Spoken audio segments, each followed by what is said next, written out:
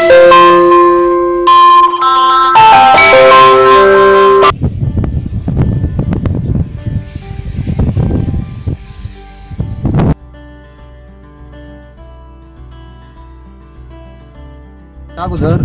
म्हणजे ज्यावेळेस लोक स्वतःच्या पद्धतीने म्हणजे त्याच्या पद्धतीने जेव्हा करत होते ना तेव्हा बागांमध्ये साईज प्रॉब्लेम किंवा उत्पन्न कमी अशा गोष्टींची अडचणी होत्या.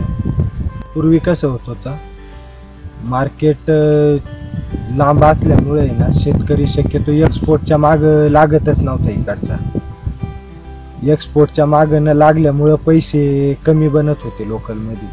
लोकलमध्ये पैसे कमी बनत होते, मग त्याच्यामुळे त्याच्यावरती एवढं लक्ष पण दुर्लक्षच राहायचं. थोडं गेले 2-3 वर्षापूर्वी 3-4 वर्षापूर्वी बऱ्यापैकी वाईट अनुभव, गारपीट म्हणा किंवा अजून अवकाळी पाऊस म्हणा याचे आलेले आहे. नियोजन, काडी नियोजन, त्यानंतर घटसंख्या किती ठेवायची, हे बऱ्याच गोष्टी त्याच्यात.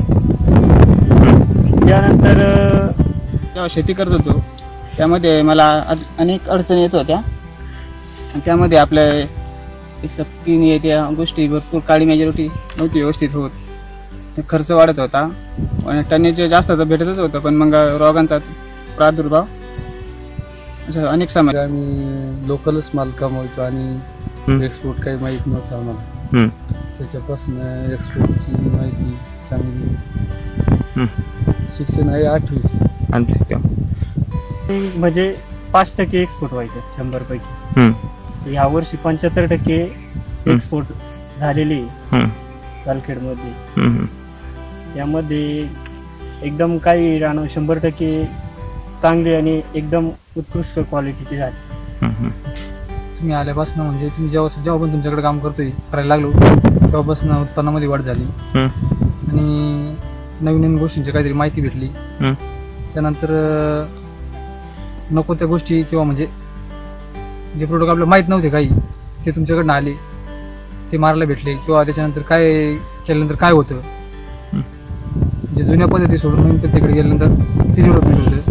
अशा गोष्टींचा अनुभव तुमच्याकडनं भेटला. साहेबांच्या बरोबर आल्यानंतर गेले 2 वर्षापासून मी एक्सपोर्ट या क्षेत्रामध्ये उतरलेलो आहे.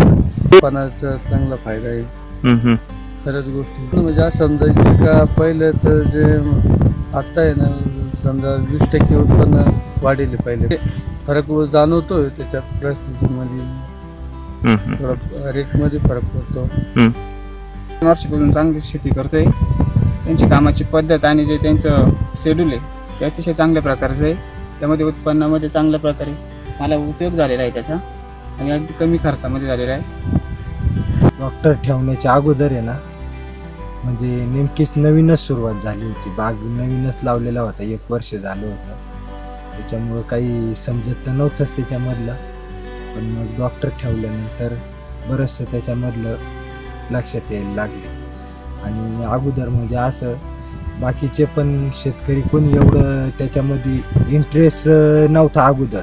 स्पर्धा जी म्हणतो ना आपण ती नव्हती अगोदर, पण डॉक्टर ठेवल्यापासून गावामध्ये बऱ्याचशा प्रमाणात स्पर्धा सुरू झाली.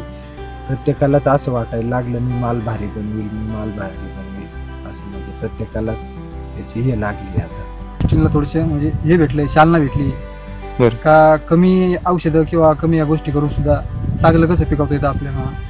त्या जुन्या गोष्टी मागे टाकून आता नवीनकडे तुम्ही आल्यापासून चांगल्या गोष्टी झाल्या. तसा काही अनुभव आला नाही, पण इतरही अजून बाकीचे तुमचे डावणी म्हणा, भुरी म्हणा किंवा अजून काही प्रॉब्लेम असतात द्राक्ष शेतीमधले, ते 99% साहेबांमुळं कमी झालेली आहे द्राक्ष शेतीमध्ये. आता इथूनही पुढची वाटचाल ही त्यांच्या मार्गदर्शनाखाली चालू आहे आणि ह्या वर्षी सुद्धा चांगलं उत्पन्न येण्याची अपेक्षा आहे. ती कंडिशन आता द्राक्ष बागांमध्ये दिसते. ओके, ठीक आहे.